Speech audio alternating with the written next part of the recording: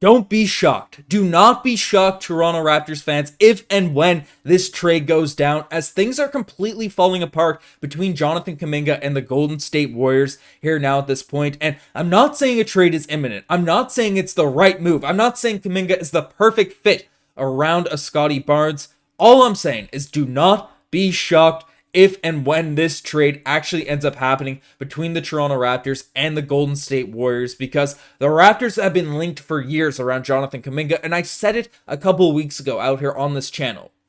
Dominoes are starting to fall about a Jonathan Kuminga trade or departure from the Golden State Warriors actually happening, and the Toronto Raptors are positioned based off of Masai Ujiri's history, based off the moves he made just last season, as a team that fit as a suitor for Jonathan Kuminga beyond just the years of rumors that have been linking the Raptors to Kuminga. So we're going to break down what's going on with Jonathan Kuminga and the Golden State Warriors, why the Raptors are linked in terms of a destination for Kuminga, and break down the fit for this Raptors roster, because basically there's been a lot of discussions about this amongst Toronto Raptors fans, and there's a split, and I think it's a reasonable split, but I'll break down why it might be more reasonable of a move than a lot of people think. So lots of stuff to break down in this video, but folks, you guys have been crushing it, hitting the like button on recent videos, showing support to the channel. It means the world to me. It's been a very, very exciting season for the Toronto Raptors. So if you're liking the vids, the daily, the twice a day videos coming out here on Raptors Digest, and you're enjoying this Toronto Raptors season, make sure to hit that like button. It really helps out the channel a ton, and we've been growing a ton lately, so I appreciate every single one of you. But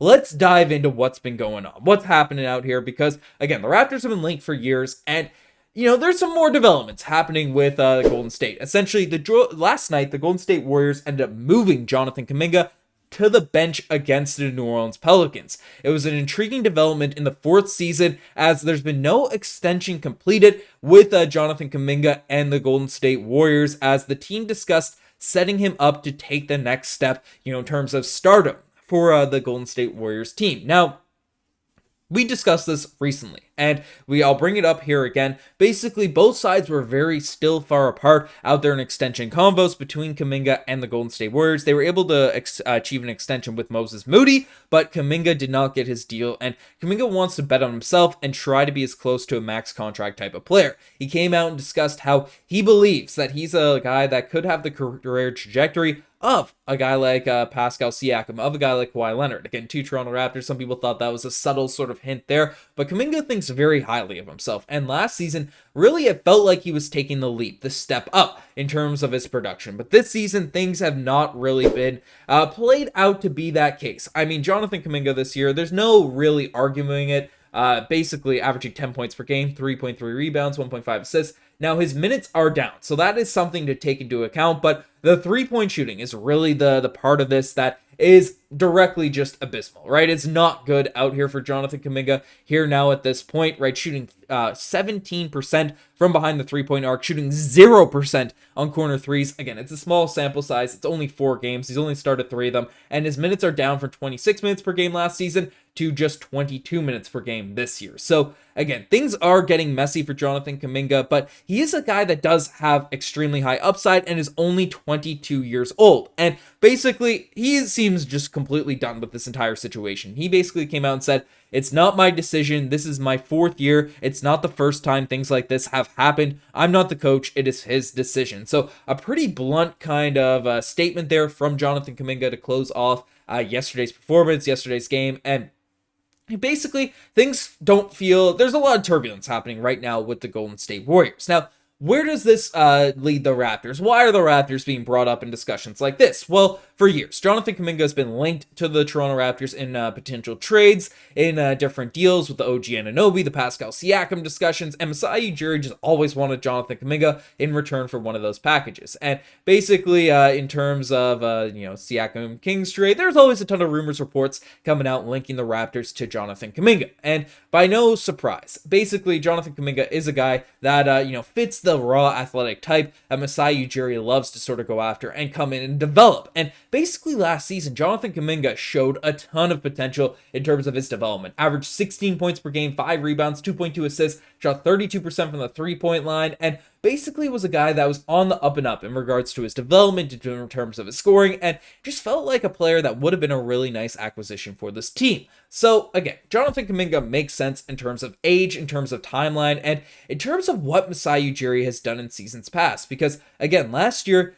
it was a bit surprising, and frankly, Masai Ujiri took a bit of heat for the move that he made acquiring Immanuel Quickley and RJ Barrett for OG Anunoby, because RJ Barrett, again, is a guy that was kind of expensive, that wasn't, living up to the expectations a lot of people had for him out there and down there in New York, and basically, a lot of people are calling out saying RJ Barrett was a negative asset, saying, oh, he was a bad contract, like the Knicks fleeced the Toronto Raptors by, giving him up. Now, I didn't believe that. I loved RJ Barrett right from the jump. You can see the immediate reaction to that video. I think I titled it "The Raptors Fleece the Knicks." But that was the style of deal that Masai Ujiri did, rather than kind of bottoming out and, feeling the tank. And we look at this roster right now. There's already a ton of talent on this team. Still very young. Still in needs of a ton of development and stuff like that. But talent already on the roster that's not like 18, 19 years old, but more so like 22 to 24 years old. So Jonathan Kuminga kind of fits the age range. He fits, the type of talent that Masai Ujiri, very athletic, very just in a position. And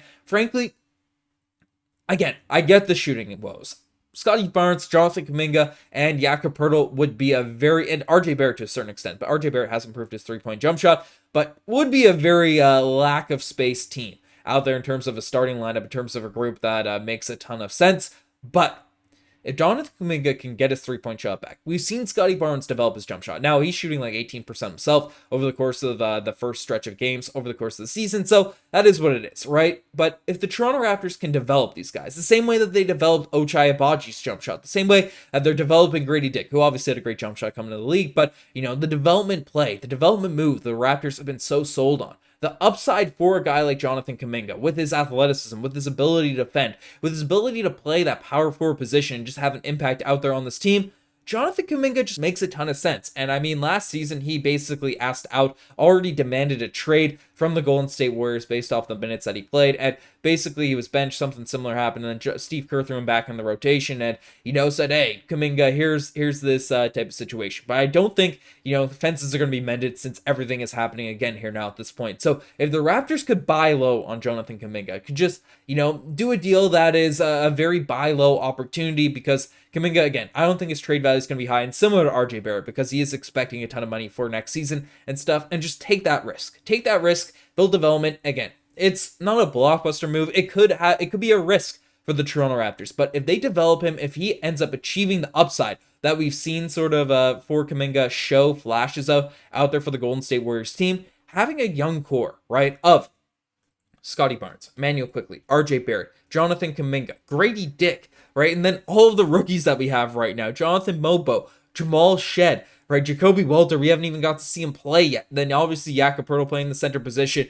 Different guys are going to be coming in and out of this roster group. I mean, that's an encouraging team. That's something you can't just throw by the wayside. Obviously, it might get expensive for a team that, you're taking some risks there, some unknowns, some question marks. But again, players are tradable. You develop them here. Darko Rajaković has shown the ability to develop these guys. I'm not saying it's perfect. I'm not saying it's the right move for sure, but you got to take some risks in order to build out this team. Now, the Raptors are doing things the right way. I wouldn't give up like Raptors draft capital to acquire Jonathan Kuminga, but if a buy low opportunity happens, which again, in a contract year, or I guess, restricted free agency kind of extension deadline year, right? And, buy low, coming off the bench, bad stats. This could be a perfect buy low opportunity that can make Masai Ujiri look like a genius, the same way he did, acquiring RJ Barrett last year. So let me know what you guys think about the potential of acquiring Jonathan Kuminga in the comment section down below. You guys are the best, make it so subscribe to the channel if you guys haven't already. Appreciate all the likes we've been getting anyways. I'm signing out.